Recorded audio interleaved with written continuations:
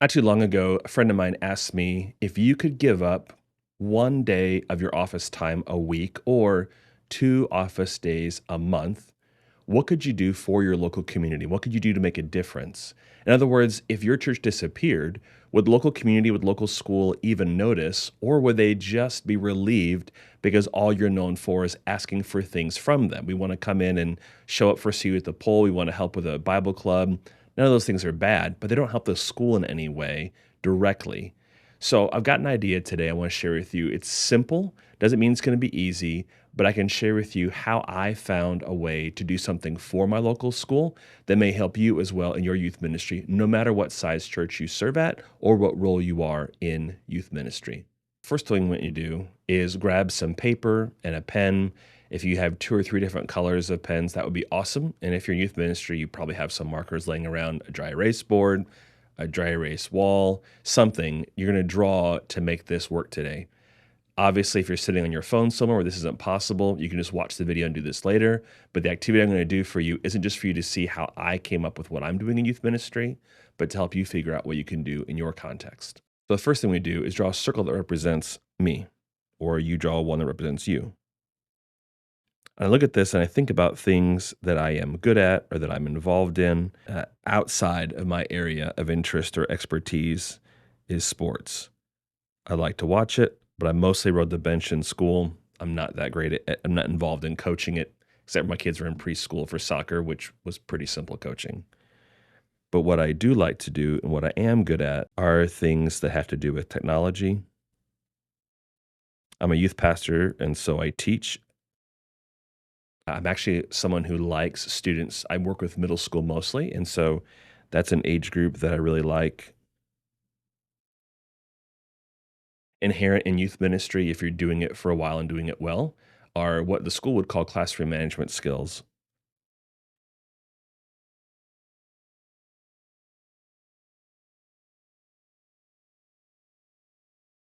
Then we go over, let's say we draw a blue circle, represent our local school. For me, I'm going to label this one up here. This is my local middle school, and it's literally just around the corner from our church here, so very close. So you pick one school you're closest to. We all probably have students who come from more than one school and are homeschooled, online schooled, private schooled. If you're going to make a difference for long term, there's both quality and quantity time. And so I'd encourage you to pick one school. A friend of mine encouraged me with this, and it's bearing fruit in my life and ministry. You could do things in a lot of different schools. What I would encourage you is to pick one, focus on how you can help that school. And then for the other schools, look at other people in your ministry, volunteers, parents, empty nesters, people who are looking for something to contribute to your ministry, see what they can do and have them each pick a school as well. Otherwise, just focus on one to make the biggest difference. And then instead of filling this circle in with what I think is important to the school, ask. This was a tip that I humbly had to receive from a junior high youth worker who used to be a teacher.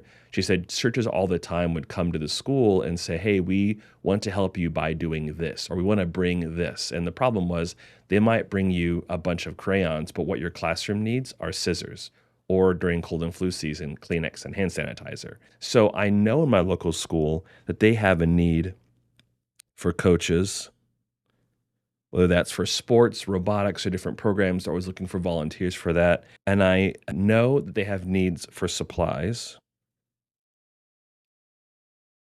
I know they have needs for financial support. But when I reached out to my local school, I said, I've been challenged to give up 2 days a month or one day a week from my office to do something in the community. And I want to do something that will help the school out. What would be most helpful to you? What do you need? And how can I help? Those are the two questions. What do you need? And how can I help you? And they said, substitute teaching. When I looked at those circles, what I found was that substitute teaching is exactly where our two areas went together. That was the sweet spot. That was the area of overlap of greatest impact. Now, I've gotten to go into the schools and help with other things. Ongoing, the biggest help for them was substitute teaching. And so now I'm a regular substitute teacher for students in either 6th or 7th or 8th grade, but I'm able to do something for my local school that helps them out. And I work with people all day long who love this age group and love teaching them, just like I do, which if you're in youth ministry, your local teachers are the closest thing you have to somebody else who gets why you do what you do. Let me give you a couple recommendations here. When it comes to your local school, you need to ask. Ask teachers, ask administrators, what does the school need? Before you jump in and volunteer, what you'll do, share with them. I want to give a day a month. I want to give a day a week. Whatever it is for you, you can give. Maybe you can give up one afternoon a week. What can you do? And definitely check it with your supervisor, lead pastor, senior pastor, whatever that structure looks like for you. Make sure you get that okayed. Make sure you have a plan of what you want to do and why you want to do it. For me, this is all about incarnational ministry. Jesus lived on the earth among the people that God had created. When we do ministry, if we're thinking cross-culturally, we're thinking missions, we want to be with the people. We want to learn about the culture. We want to live in the culture, and we want to love people and show them God's love. And with the school, that's the same thing. Learn about what their needs are, then go be on campus, making a difference, helping meet those needs. I want to do something that is for that school instead of from them. And I highly recommend a book. I have it in the link here by Jeff Henderson, Know What You're For.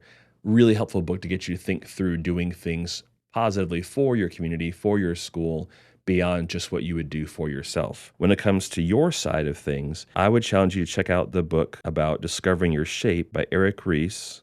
Because here's the deal, a lot of us know, or we think we know what we're good at or who we are, but that shape across like spiritual gifts, heart or passion, abilities, personality, experience. I look at all 5 of those. I see that I'm perfectly cut out for youth ministry, especially youth ministry with middle school students. But I also see that those same qualities make me a great fit for being a substitute teacher. What is it for you?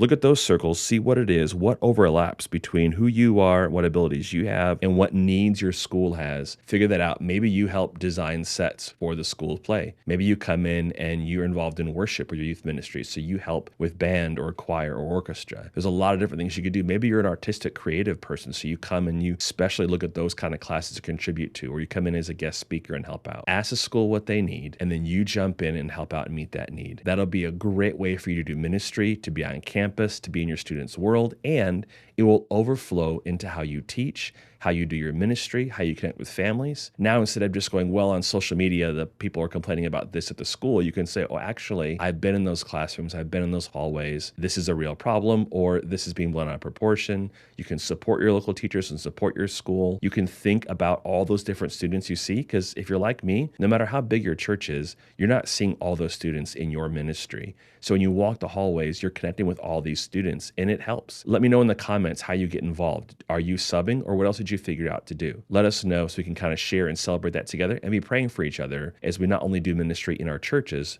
but in our campuses and our community. Thanks.